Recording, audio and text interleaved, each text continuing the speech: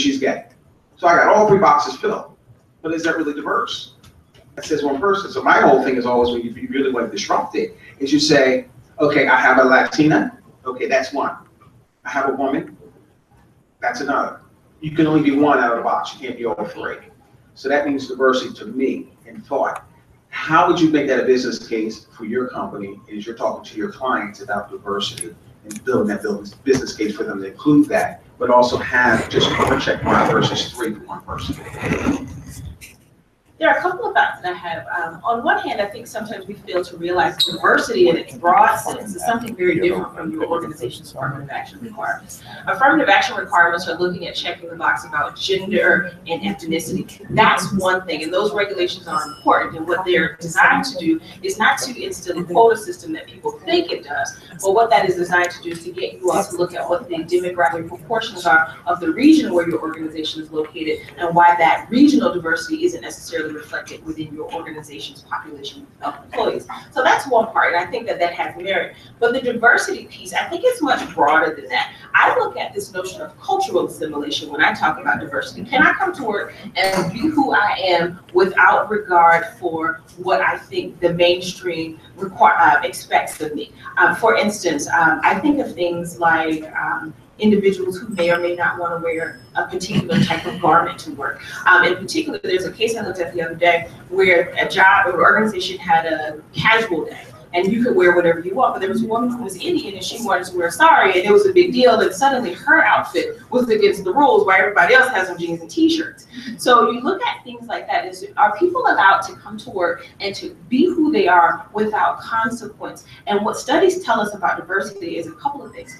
When you're starting to look at how organizations increase diversity, if you don't have any, that's actually a barrier to getting the employees that you want. Because what people look at, the more formal your organization is, the more people see it as a place where maybe somebody like me doesn't fit. And it's not just somebody like me as a Black woman, it's somebody like you when you figure out what you think the characteristics are that you have that your organization may not welcome.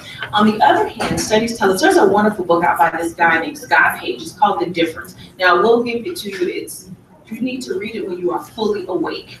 But he makes a really strong business case for it, and he looks at how once you are sure that everybody who is actually on the team or within the organization meets the qualifications for being there, the beauty of diversity is that all of our different experiences allow us to frame the challenges and the business problems that we face differently. And what you want in order to get more creative and more innovative solutions to issues, as long as we're all qualified, how he sees the issue and what he brings to the table in terms of his interpretation is going to be, just by virtue of his path to the table, different than mine. And the collection of all of those different ideas increases the likelihood that we will be able to actually address the problems that we have in our organization.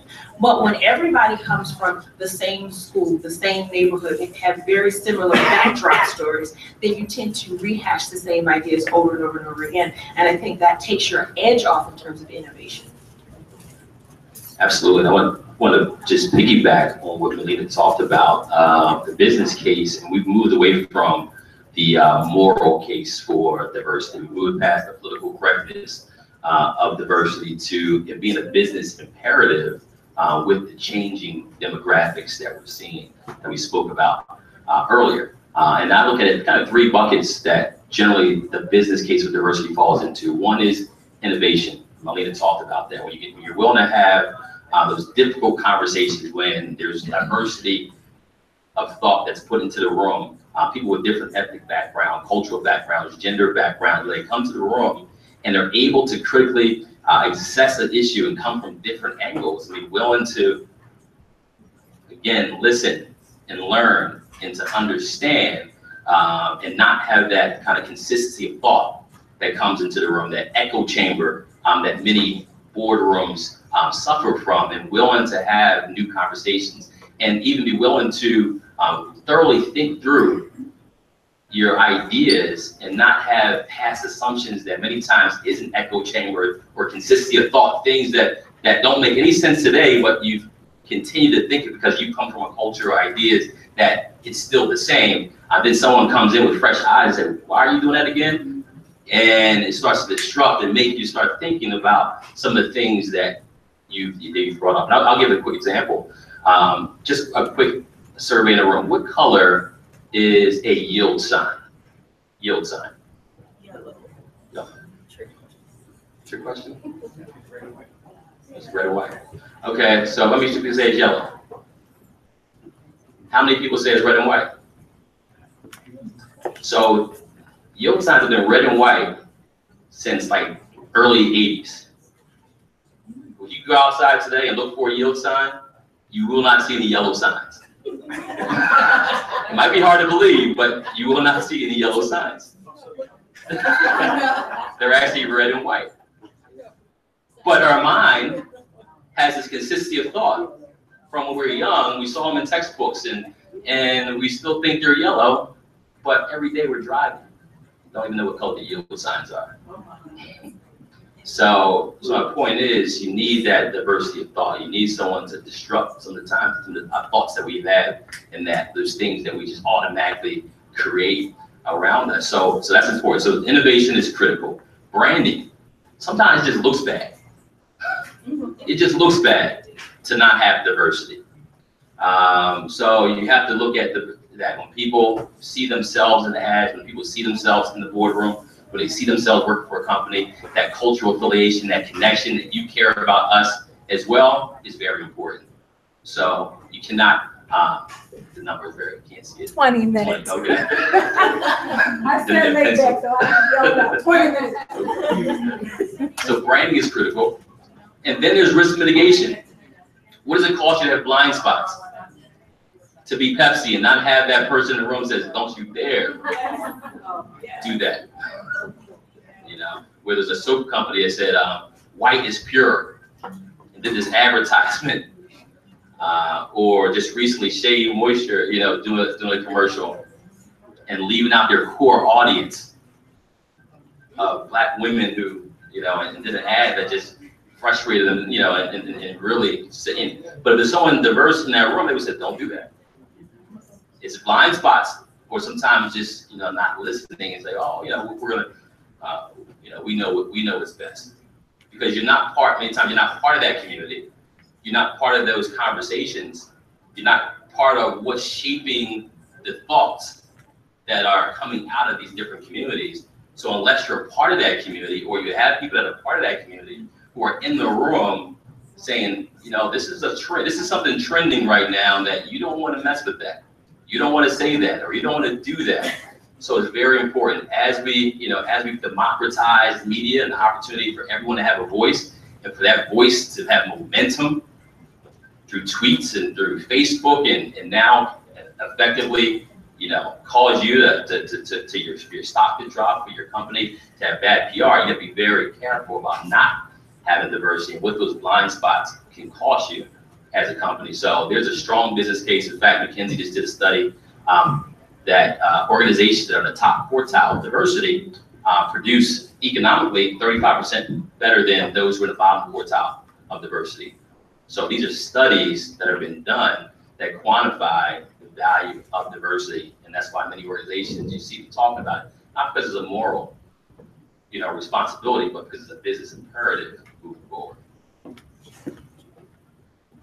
You know, I really enjoyed what you were saying about that, because diversity is one thing, but also it has to be married with inclusion. Because you're saying we're diverse, but you have to include people who are diverse in your boardroom, in your different organizations. Because what happens is I can have all the knowledge, I'm diverse, but if I'm not there, it's not helping you. And I think what you were saying gave the board, like you said, the Pepsi commercial, all that kind of stuff. We had a case where someone was at a sales event, and the person handed the marketing material, say, here. And it was, you know, like Irish Snow. And he says, I can't sell this to the group that I'm going to. If you want me to have it, has to be diverse. And they had never thought about that. So like you were saying, you have the same thought. If you don't think about that, then your marketing is not going to be good. And also, like you just said, because he studied 35% more. So they did. They got on the phone, called the marketing person. Marketing person did something real quick with the graphic, sent it back out, and he was able to have that marketing material that he could take to his segment of the population to actually sell the product. So that is very important, because I think inclusion and diversity. And go ahead. Let me throw this in, and it's not just in the business areas of our lives. People are demanding that they see reflections of themselves everywhere. Let me give you this example. My church had a conference a few weeks ago, and it was a family conference. The single unmarried people saw themselves as not being invited. The conference as a whole flopped. The church is more single folks than married folks, and they said you advertise this, and given what some of the traditional mores is of churches, they saw themselves as simply uninvited and unwelcome. So you've got to find ways when you are thinking about who your target customer is for particular events and organizations and whatever products it is you sell. If people don't think that there's a space for them at the table, they aren't coming, and you will waste a lot of resources when you don't see them as a part of the target audience that you want to talk about. Funny enough, you mentioned the Shea Moisture situation. If you, on the flip side, go on to YouTube, Pantene has done a response. And it's like, oh wow, they are flaming each other. It's amazing, because now what you're seeing is this fighting over who the customer will be. And I think that's one of the other business cases for it as well. Recognizing what you don't address, your competitor will. Absolutely. You know, listening to this, how many people are HR here? Okay. I want to ask my question here. After hearing this in diversity and inclusion, what do you think a company should do from your viewpoint as an HR professional right now? Does anybody can answer that question? Okay. Your name? Becky Perkins. So I totally agree with everything you said about what diversity really means, and it's so much more than just checking boxes on a form. And I really love the idea of diversity of thought. I think one of the challenges that a lot of us face is that gap between the boomers and the millennials and how they view work and how they view what's important about work. And I think diversity is a big part of that. I think diversity isn't something that we thought about in this way 30 years ago. And so there's this component of re-educating the leadership. And I don't have an answer to that, but if anybody does, I think it's a really interesting conversation to be having, is how do we, as kind of the next generation of workers, influence now rather than waiting for that generation to just retire? How do we kind of bring them into the now and re-educate them and encourage them to think about things in a different way? You know, let me ask you the question for IT, hiring IT with diversity, because there's a study out that only 3% of IT people, Black IT people, are in cybersecurity. 3%. And they're saying, well, we have a dearth of jobs, this, that, and the other, but you only have 3%. So diversity and inclusion. How do you deal with that in IT from an HR function? So we talked about inclusion. I excluded you. I will not exclude you. Is it the male privilege? I don't know. I mean, just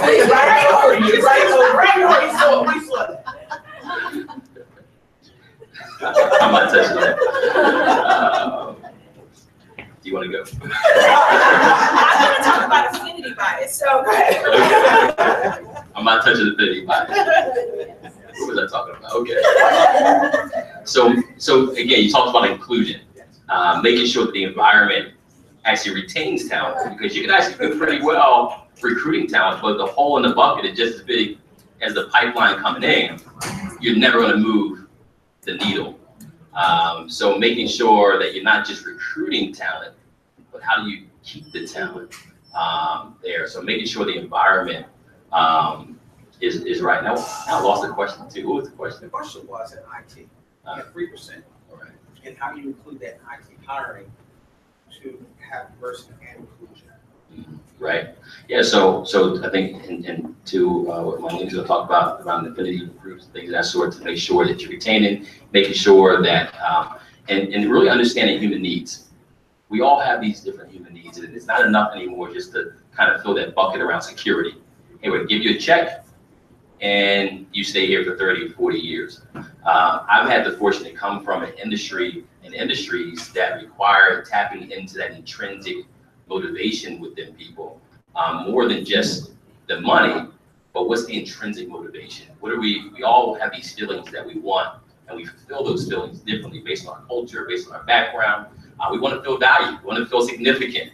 And how does that, how do you fill that bucket? Depending on the culture or the community that you're coming from, you feel that value or uniqueness different ways. You want to feel connected with people. You want to feel that relationship. Can you go into an environment where no one looks like you, where you're code switching, you're talking differently, you're acting differently, you're hiding? Just talking to a gentleman white gentleman who has, who his friend, they all have tattoos. So he has extreme tattoos. Everywhere where his collar shirt is not, he has tattoos. So he comes to work and no one knows. He's one of the top sales guys. He comes to work, no one knows he has tattoos until his team got a vacation paid for. And he's at this vacation where true connection can start happening at the pool, but he's walking around with a dress shirt on because he's afraid to show his true colors in the culture of the company that he's a part of. So there's really no connection until he's around his other friends where they can say, wow, I love your tattoos, and he feels comfortable in that environment. Same thing with ethnic diversity, same thing with age diversity. So going into an environment where you feel welcome, where people value who you are and you feel significant, you feel that connection. There's excitement, there's variety, there's security, there's growth. Young people now and millennials, they value, how can I grow? Because I want to prepare for my next job, and what can I learn here? What can I contribute? That contribution bucket. Am I able to give back in a meaningful way? Working this job, I just feel empty because I don't feel like I'm able to give back or make an impact in a meaningful way. So there's human needs that we all have, and companies can't just fill one of those needs anymore. Security, they have to be able to tap into those other needs as well in order to make it more holistic, to keep people there, to keep them fulfilled, keep them happy, especially moving to this purpose-driven economy. In our last 10 minutes, we're going to have a Q&A, so we can ask questions back and forth. So. One of the things to answer your question about some of the things that you can do, and I think it works also for IT, I really do think that we need to evaluate and talk more about sameness bias or affinity bias. And studies tell us we tend to want to work with, play with, hang out with people who are a lot like us. I was reading a study the other day, and it was saying how they've done some research, and if you're curious about the name of the study, I'll check my phone during when we're over and I'll give you the name of the study. And they found that a lot of hiring managers choose candidates in many of the same ways they choose their friends and romantic partners. And what studies also tell us is when we increase identity diversity issues, characteristics in our organizations, we see generally when we involve those individuals in our hiring practices that we start to see folks who look like the folks on those hiring panels. That's just what we do. It was a study done that I was reading about with the FBI. They kept wondering why they kept getting white guys, because all you have is white guys. And once they started adding other candidates that didn't quite fit the white guy box, then they started to get other candidates. But guess what? Those other candidates brought in people who were in their box. It just kind of works that way. And I think the first thing is making people aware of the sameness bias. It doesn't make you a bad person. It makes you aware of the choices you're making and how that choice comes to work as well as in other places of your life. So first of all, helping you to see yourself. But then on the other hand, again, it goes back to me, at least for me, recognizing what we need in some of these jobs. Well, we have to ask ourselves about whether or not this is what we need or if this is really our preference.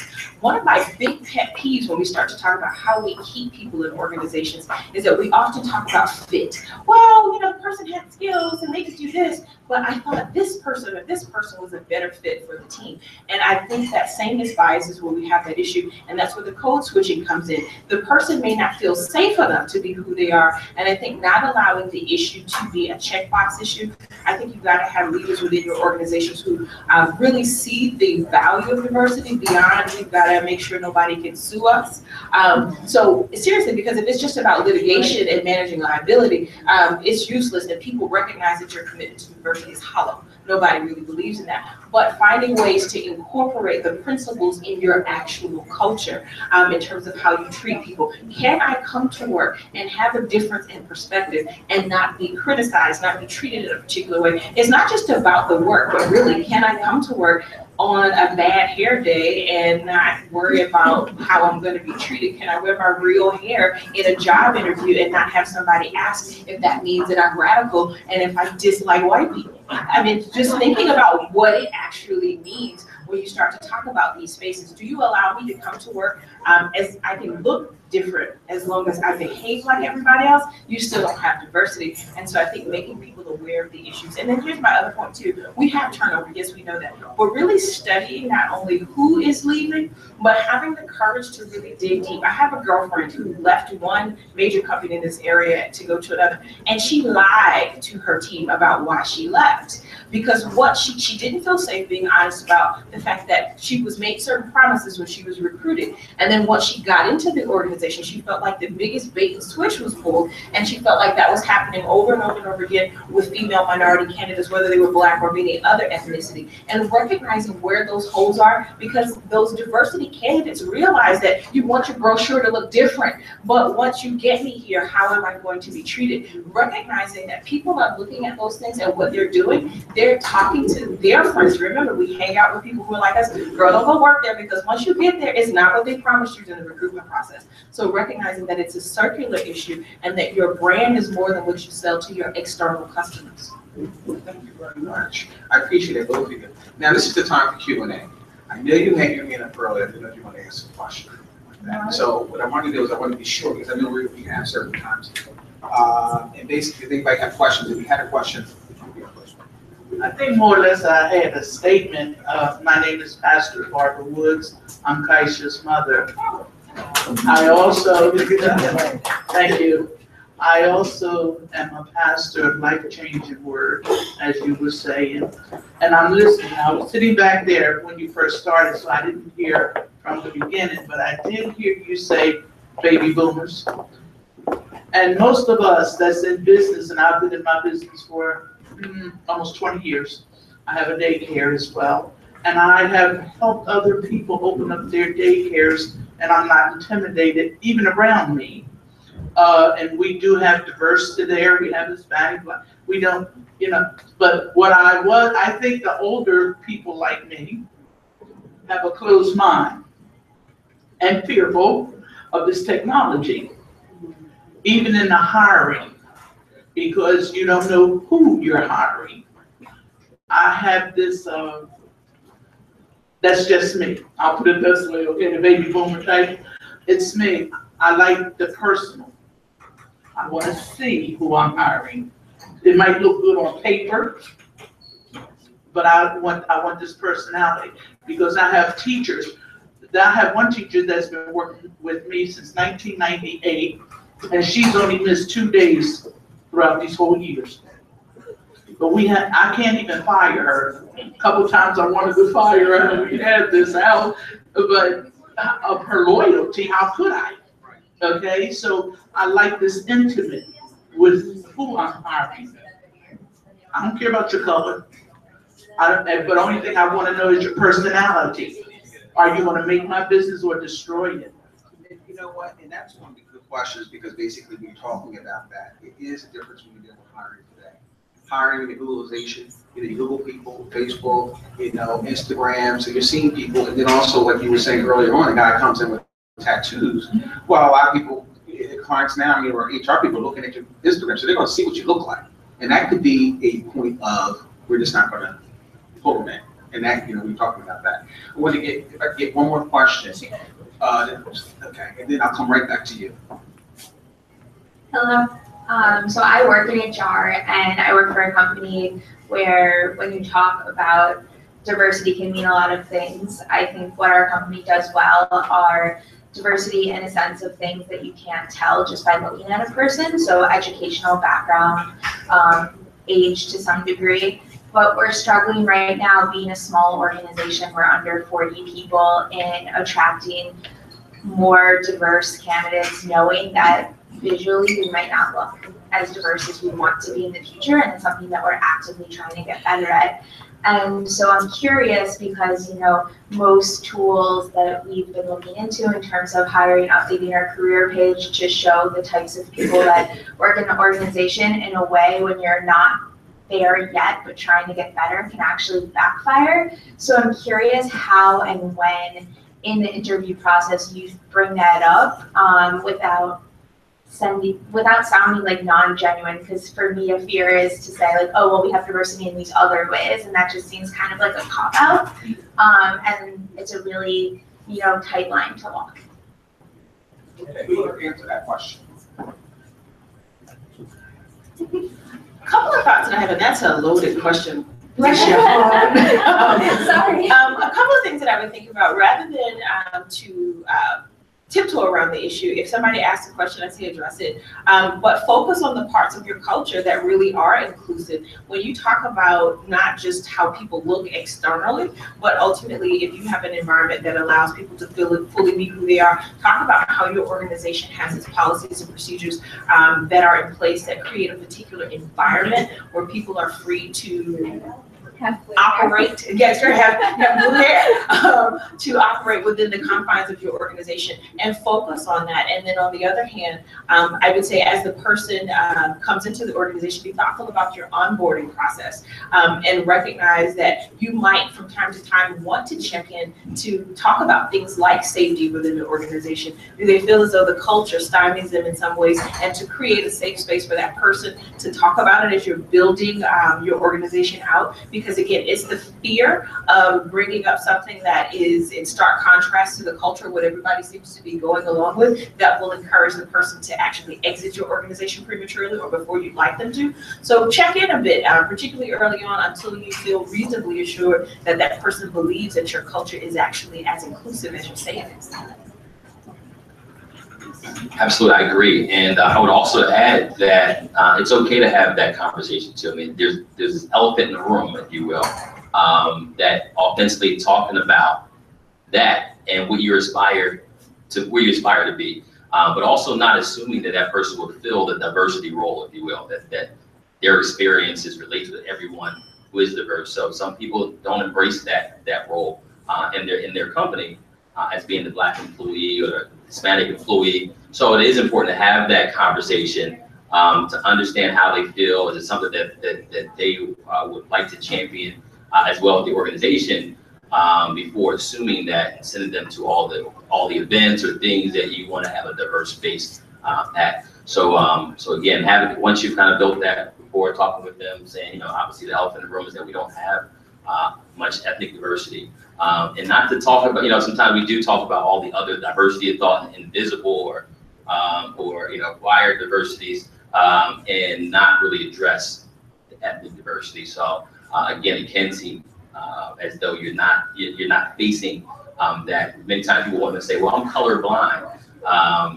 Melanie Hobson did a great video on TED Talk.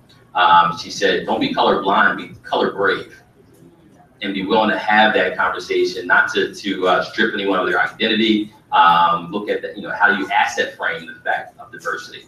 Asset frame all the different diversity. So again, we talk about young people or boomers, asset framing. Wow, you have this instinct that you've developed over the years to realize and feel, and know how people, to be able to meet with someone and really get an instinct of whether they're going to be loyal or whether they're going to. That's a valuable skill that some millennials haven't developed yet. But we can mirror that with the technology, have a hybrid between the two. How great could it be? So many times we get into environments or cultures or people that celebrate us, and then we get in environments that are different from us that don't celebrate us, and that's when we feel uncomfortable. But if we create an environment where you celebrate diversity, say, wow, imagine if I can learn what you've learned over the years with my technology savvy, is a reverse mentorship opportunity for 1 + 1 = 11. So how do you create an environment like that? Because there is an insecurity as soon as you walk into an environment where people don't embrace your diversity, there's an insecurity that steps in. But when you're around your peers, you're all reinforcing that. So it's important to make sure that elephant in the room is addressed, and you asset frame it versus liability frame it. And if everyone's asset framing it in a sincere way, then you're going to create a more inclusive environment. I'd just like to thank you both, Susan and Melina. Thank you very much for getting started.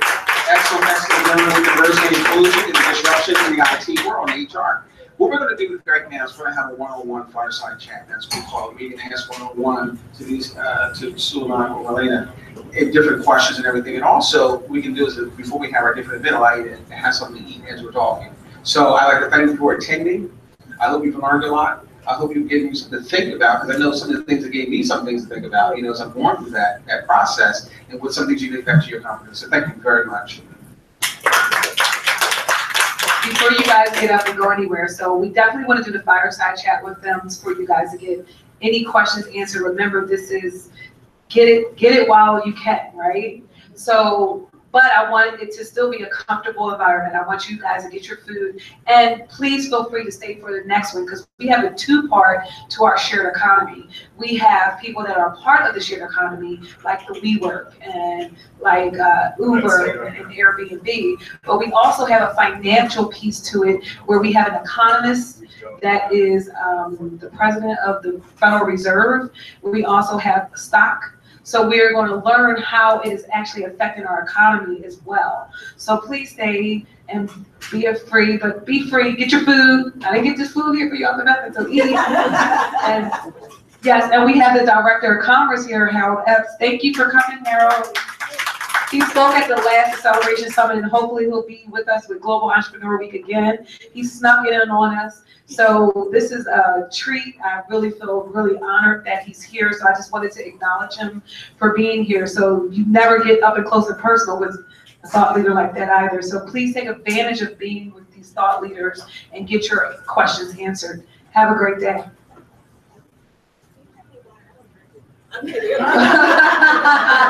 Look, diversity. We're going to get something later. That's tonight for y'all.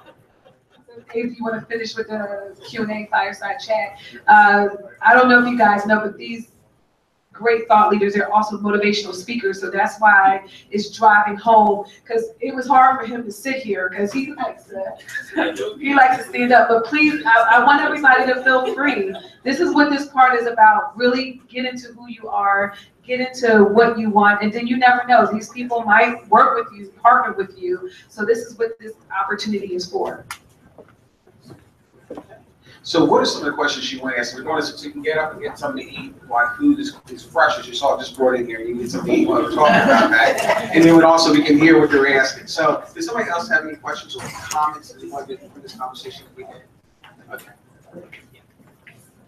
Hi, everybody. I'm Salandra, Journey to Inspiration Radio, WJTI, tunein.com. Check us out. My question is, I don't even have an HR department. It's like maybe 3 people. It's small, we're independent, but I want it to be bigger. So first of all, how do I get the language across in my ads or whatever to bring people in? Do I hire an editor? Like, this is like a very basic question, but I put stuff out there, I get like a couple of people, and then there's also the other side, like you're saying. I'll have a couple of young people respond, and then I'll have older people respond, and they seem a little fearful because everything we do is digital. So I need to, how do I branch that? How do I connect it? And also make it affordable, because we're very small. Yeah, money, that's the bad part. Yes, it does. It's not a whole lot of volunteers out here these days. With that, I would say a couple of things. If you are looking to, and I haven't seen your website or know much about how you represent yourself in terms of your branding, but think about how you are representing yourself and be clear about what it is that you need, and think about how perhaps you might divide some of the jobs you're looking to fill, so that perhaps if you get that person who might be a little uncomfortable with technology, are there other ways that perhaps you can use that person? But if you need a technology person and you need somebody who's comfortable with that, I would tell you to sacrifice what you actually need. And the reason being is because you'll consistently be going back to the drawing board looking to fill the gaps that you have. I think that you might consider where you are advertising. I'm not sure who hears your ads. If you think of places where you might get, I'm going to say, cost-effective support, looking at your colleges and universities in the Philadelphia area, depending on what you're looking to do, there might be some resources there. Looking through your network as well, asking individuals if they know people. The question that He mentioned earlier the situation that he posed earlier. What happens when you find that tech person who's building stuff in the basement? Believe it or not, those tech people are building stuff in the basement, and it is good stuff. Look for those kinds of resources. Ask around. There is a website that I used last year called Upwork. Upwork, they made some tweaks for me on a website because I plan to really do an overhaul of my site, and I wanted some things just in the meantime. It was extremely cost effective, and not only was it extremely cost effective, it was simple, got it done in budget, and now that I'm willing to do some other things with my website, I'm debating going back to that particular outfit or if I want to go somewhere else. But if you keep looking, as he said before, which ponds are you fishing in, and look to go to other places. Don't keep going back to the same advertising vehicles if they haven't turned out candidates that will work for you. Absolutely, and I want to just add to that really quickly, Solandra. So you have also Fiverr, which is another even more cost, but you find Fiverr, F-I-V. So very awesome. You find the right talent on there, you can get some really cool stuff done within a very slim budget. But also, so they say basically jobs don't attract talent, brands do. So you're your greatest brand. You're going to be your most valuable kind of talent magnet, if you will, right now. And as you grow your team, you'll have others that'll be part of your team that become talent magnets as well. That can be part of. So when you identify the communities you want to recruit from, you got to be a part of that recruit community as well. What events are they going to? Where are they at? And you becoming a part of their community. Many times organizations want to just identify talent, but they're not even part of that community in a meaningful way. So how do you have either yourself or others in your team actually become a part of that community in a way that you say, oh, I know someone there, let me talk to them about it, and the word gets out, they build that trust, they build that, and also the values. You want to make sure that as your team expands, what are the values, what type of person are you attracting, because that's the way your brand becomes more scalable past yourself, is the values that you're building it on, the type of people that you're attracting based on your mission, based on your vision, based on the values that you're creating. That way, those talent magnets are representing you everywhere they go with a similar sense of purpose, similar sense of passion as well. I'm not including myself into the conversation. I just want you to know that there's also some business resources over on the table over there from the U.S. Department of Commerce, SBA. So if you're a growing business, you might need to know about these resources that you normally don't have time to get to. And we're also going to be taking some interviews over onto the side to get your feedback on what you learned, what you want to learn, and more things you want to see. So I'm sorry. That's not a problem. And also we have a lot of affinity groups. Like I belong to BDPI, which is an IT group. So you have, which is an IT group of professionals. You might get some professional advice from there, different things like that. So there's a lot of different resources out there. I think you had a question, you did? Or you had a comment? I'm Jean Kendrick, and I'm with the Urban League of Philadelphia. Yeah. What I was going to say is, don't forget your colleges and universities, because one thing is stressful is also with the co-ops, and I'm on the alumni group, and we're always looking for people. The other thing is, at the Urban League of Philadelphia, look at your organizations, because we have an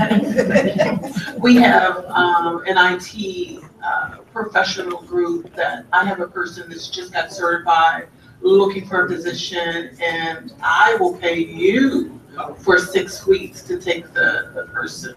So look at your organizations as well, and I'll give you my card. You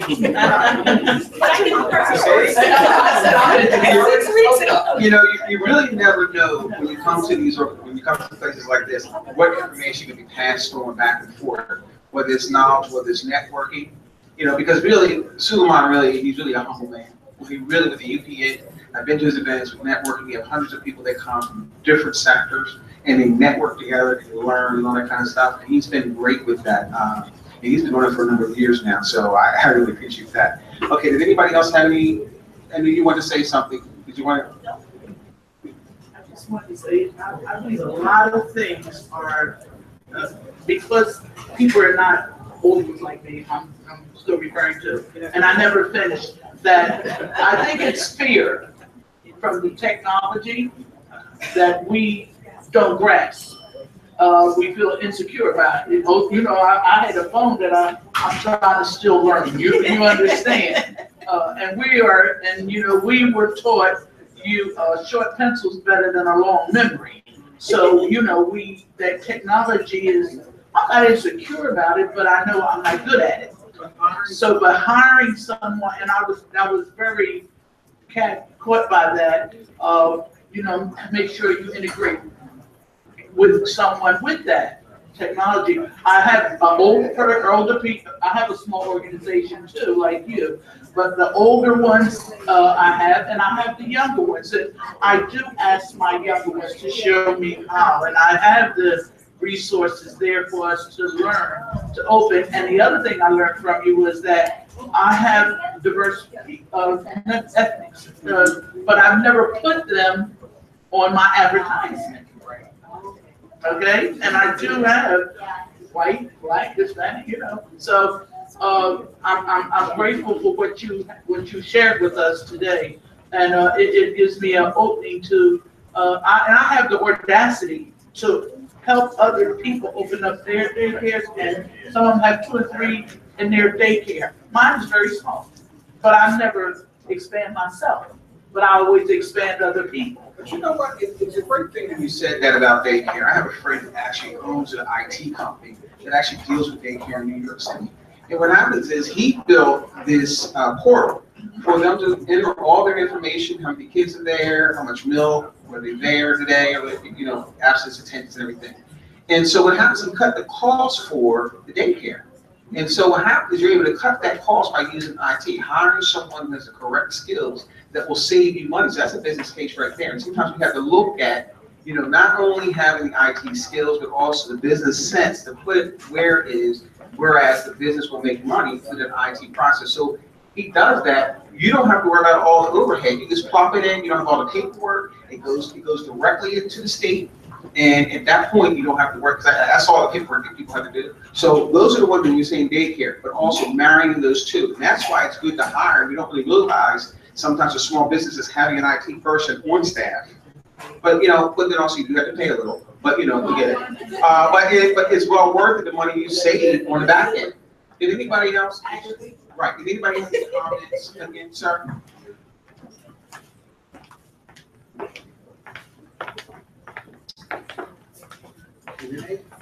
Born. Okay. I'm just wondering whether or not we are looking at this in a very confused sense. I heard the statement made, I'm looking for somebody to work at my radio station. Well, if I'm looking for somebody at my radio station, and this whole program is about diversity, when I get that person, does that mean I get a person who's black, or do I get a person who's white? Because if it's diversity, then that opening should be there for somebody who's white as well as somebody who's black. And if that's the case further, then I have to make certain that I have a business plan. And with the business plan, the objectives that I have set up are very important, particularly when you think of one clear fact. Only 2%, in fact, 2.4% of the businesses in Philadelphia and region are black owned. 80% are white owned, but yet only 30% of the population is white, and 25% to 40% of the population in Philadelphia is in poverty or close to poverty. So where do you pick from? What you really have to be able to do, the very thing that most of us have anxiety about not doing, is taking some risk. And the risks are going to be there whether we like it or not. Now, when I was in charge of counseling at the community college as a psychologist with my doctorate degree from Temple University and not University of Penn, one of the things that we had to understand was the recruiting aspect of going to the various high schools and seeing that these students would come to some place like the Community College of Philadelphia to graduate and then go on to the various local colleges which had not yet at that point recruited them from that department store where community college first began. So the whole issue is, where are we going to give back to help train those who are going to raise up, whether it's going to be the person who's going to run these particular organizations, wherein we are the minority, but majority who own the company.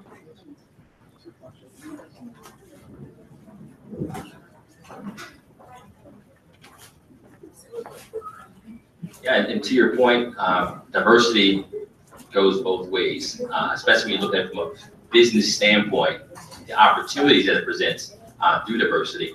And then you spoke about the pipeline, and I talked about an organization called Europe earlier, also it's on the Community College Foundation Board. And I think there's a huge opportunity to tap into talent, this underutilized talent, especially with the issues that we're having, people that are not willing to work certain jobs. Being able to train to hire is a value. And these companies are not hiring these young people. They call them opportunity youth. They're not hiring them because it's a social good. They're actually paying for this talent because they're actually getting what they need in a market or a job areas that they cannot find. So there's a way, I think, to tie in social good and increasing our pipeline to make